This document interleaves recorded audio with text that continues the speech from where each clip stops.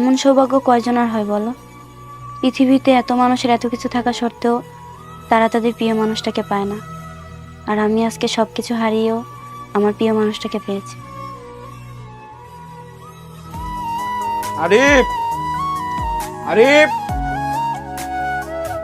এই আরিফ,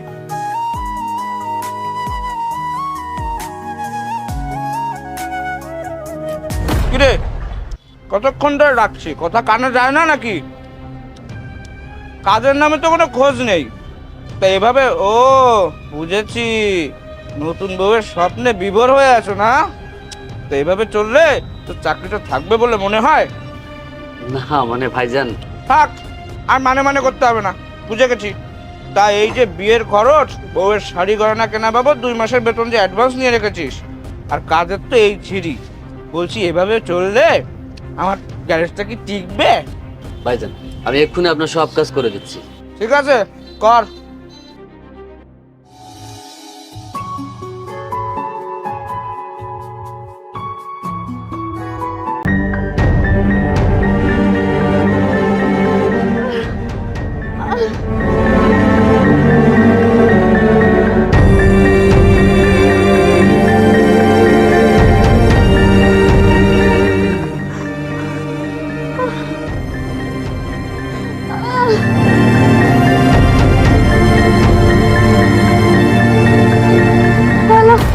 আরিফ ভাই, আরিফ ভাই, আরে তোমারে কতক্ষণ ধরে ফোন করতেছি, তোমার তো ফোনেও পাইতেছি না।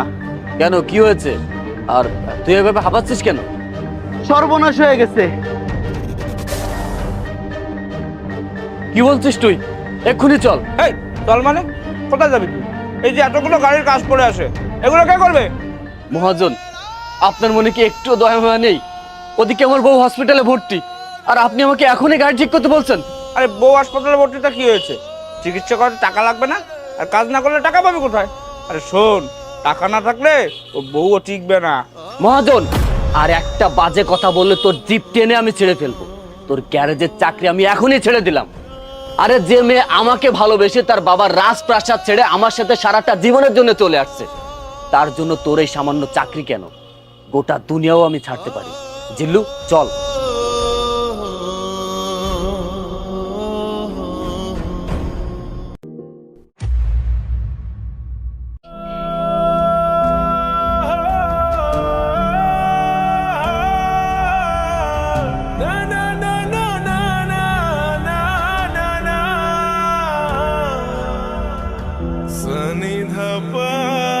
ডাক্তার স্যার, আমার ওয়াইফ এখন কেমন আছে?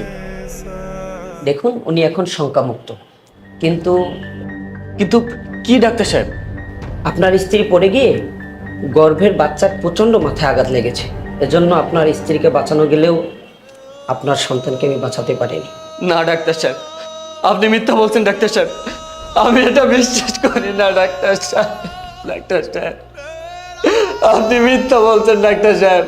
প্লিজ আপনি শান্ত হন। আপনার স্ত্রীকে কেবিনে দেওয়া হচ্ছে, সেখানে গিয়ে কথা হবে। ডাক্তার সাহেব,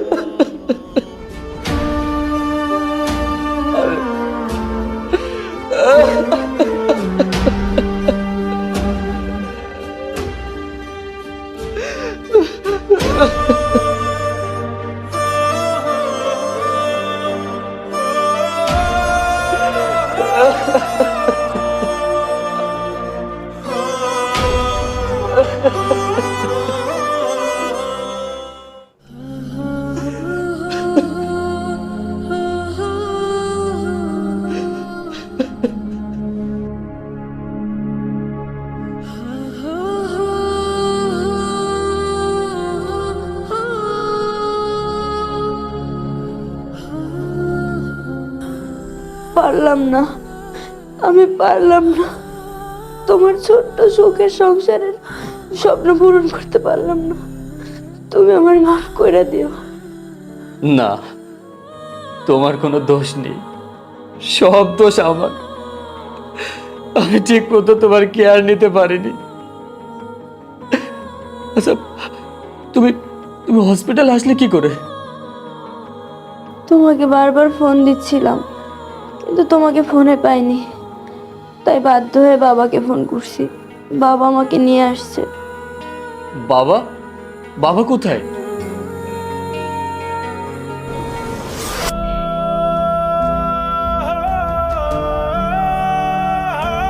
বাবা, বাবা আপনি আমাকে ক্ষমা করে দিন বাবা।